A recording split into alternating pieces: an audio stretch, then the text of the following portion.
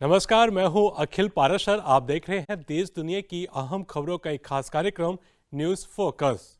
चलिए सबसे पहले नजर डालते हैं इस हफ्ते की अहम सुर्खियों पर। चीन की शरद ऋतु की फसल पूरे जोरों पर। चीन के हाई एंड मैन्युफैक्चरिंग सेक्टर में मजबूत विकास। अल नीनो मौसम के मिजाज से चीनी की कीमतों में बढ़ोतरी। अब समाचार विस्तार से। पूरे चीन में शरद ऋतु की सफल फसल सुनिश्चित करने के लिए व्यापक प्रयास किए गए हैं।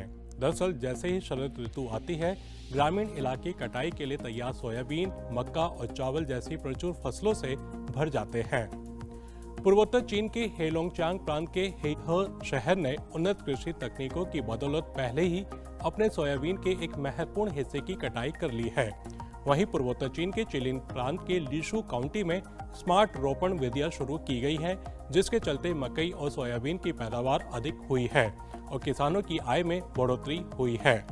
इस साल के शुरुआती 9 महीनों में पूर्वी चीन के शांतोंग प्रांत के छिंगताओ शहर में चीन शंघाई सहयोग संगठन लोकल आर्थिक और व्यापार सहयोग प्रदर्शन क्षेत्र ने चीन और यूरोप के बीच यात्रा करने वाली 723 माल गाड़ियों का प्रबंधन किया है। सीमा शुल्क डेटा के अनुसार यह पिछले साल की तुलना में 26.8% की वृद्धि है। कुल ट्रेनों में से लगभग 40% या 293 ट्रेनें विदेशों से सामान चीन वापस लाई हैं। यह जानकारी छिंगताओ शहर के सीमा शुल्क विभाग ने दी है, जहां प्रदर्शन क्षेत्र स्थित है। चीन का हाई एंड मैन्युफैक्चरिंग सेक्टर बहुत तेजी से फल फूल रहा है। इस साल अगस्त में हाई टेक मैन्युफैक्चरिंग में पिछले साल की तुलना में एडेड वैल्यू में 2.9% की वृद्धि देखी गई, जो जुलाई की वृद्धि से 2.2% अंक अधिक है। इलेक्ट्रॉनिक उपकरण, इलेक्ट्रॉनिक्स मैन्युफैक्चरिंग और एरोस्पेस उद्योग सभी ने एडेड वैल्यू में डबल अंक की वृद्धि का अनुभव किया है, जबकि नया उत्पादन भी बढ़ा है। एक्सपर्ट्स का मानना है कि यह चीन की हाई एंड मैन्युफैक्चरिंग सेक्टर में मजबूत विकास, देश की अंतर्राष्ट्रीय प्रतिस्पर्धा ताकत और आर्थिक विकास को बढ़ावा देने का संकेत देता है। सैंटोरिनी एक ग्रीक द्वीप है जिसे एजियन सागर का गहना के रूप में जाना जाता है। यह द्वीप अपने हैरान करने वाले दृश्यों के कारण दुनिया भर के पर्यटकों के बीच तेजी से लोकप्रिय हो रहा है। इसके मनमोहक दृश्यों को देखने के लिए लाखों लोग यहां आते हैं। दरअसल टूरिज्म ग्रीस की अर्थव्यवस्था का एक महत्वपूर्ण हिस्सा है, जो इसकी जीडीपी में 1/4 का योगदान देता है और यहाँ दुनिया भर के पर्यटकों की संख्या बढ़ रही है। वैश्विक स्तर पर संतरे के रस का एक प्रमुख निर्यातक ब्राजील अपने संतरे के रस के स्टॉक में भारी गिरावट का सामना कर रहा है, जो पिछले साल की तुलना में 40% कम होकर लगभग 85,000 टन रह गया है। यह कमी मुख्य रूप से सिट्रस ग्रीनिंग रोग के प्रभाव के कारण है, जो जलवायु परिवर्तन के प्रभावों के कारण सिट्रस पौधों को नुकसान पहुंचाता है। इस बीमारी ने प्रमुख संतरा उत्पादक क्षेत्रों के बगीचों को प्रभावित किया है, जिससे कुल उत्पादन कम हो गया है। FAO यानी संयुक्त राष्ट्र खाद्य एवं कृषि संगठन के अनुसार सितंबर में वैश्विक चीनी कीमतें लगभग 13 वर्षों में अपने उच्चतम स्तर पर पहुंच गई। यह वृद्धि इसलिए हुई क्योंकि थाईलैंड और भारत जैसे प्रमुख चीनी उत्पादकों को अल नीनो मौसम के पैटर्न से चुनौतियों का सामना करना पड़ा, जिससे चीनी उत्पादन प्रभावित हुआ। हालांकि कुल मिलाकर वैश्विक खाद्य कीमतें स्थिर रहीं। FAO चीनी मूल्य सूचकांक अगस्त की तुलना में 9.8% बढ़ गया, जो नवंबर 2010 के बाद से अपने उच्चतम बिंदु पर पहुंच गया। तो ये थी इस हफ्ते की अहम खबरें। अब चलते हैं हमारे एक स्पेशल सेगमेंट न्यूज स्टोरी की तरफ, जहां आपको मिलवाएंगे चीन में बिजनेस करने वाले एक भारतीय बिजनेसमैन से।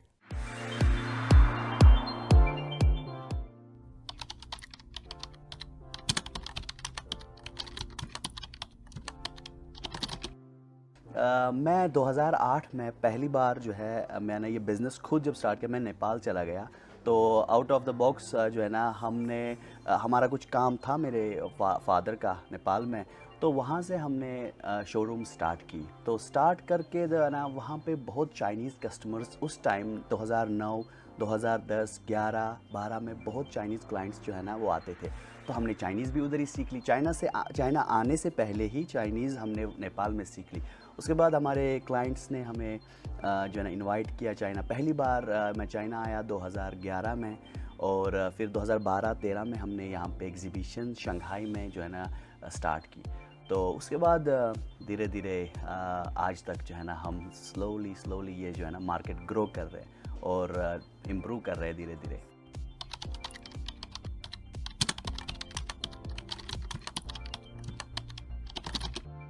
जी हमारा ब्रांड मैक्सिमम जो है ना हमारी मोर देन 80% की प्रोडक्शन हमारी पूरे इंडिया में होती है। हमारी प्रोडक्शन कश्मीर में, हमारी प्रोडक्शन थोड़ी अमृतसर में, जयपुर में और राजस्थान में, पूरे जो है ना पूरा इंडिया में जो है ना हम कलेक्ट करते हैं। हम जो हैंडमेड आर्ट है पूरे इंडिया में। बाकी हम कुछ ईरान से इंपोर्ट करते हैं कारपेट्स, कुछ उज़्बेकिस्तान से और कुछ नेपाल से भी कुछ चीज़ें हम लाते हैं। तो लेकिन मोर देन 80% हमारी चीज़ें जो है ना वो पूरी इंडिया से आती है।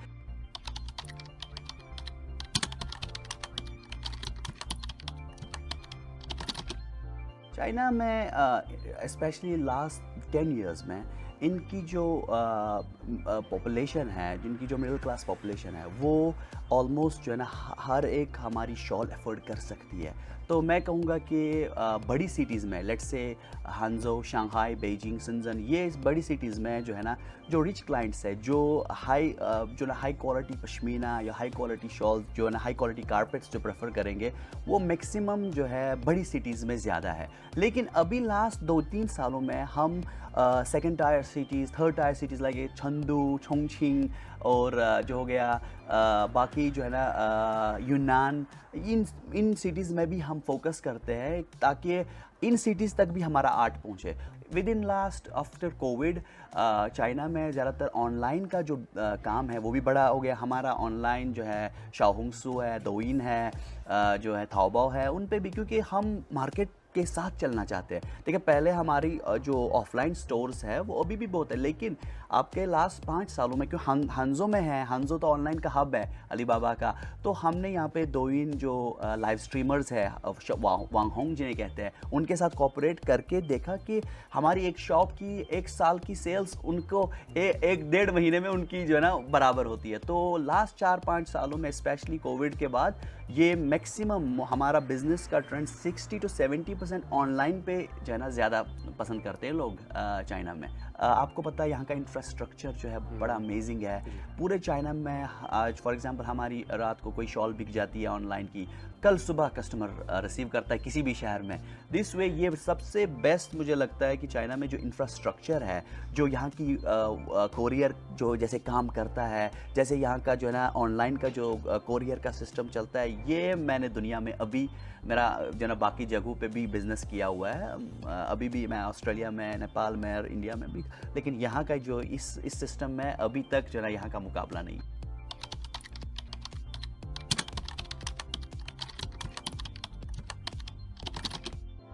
देखिए पहले जब हमने स्टार्ट किया इधर, तो हमारे मैक्सिमम सेल्स हम इंडिया से ही ले आते थे पहले जब हमने स्टार्ट किया, क्योंकि वो प्रोडक्ट को समझते थे जो ज़्यादा बेहतर।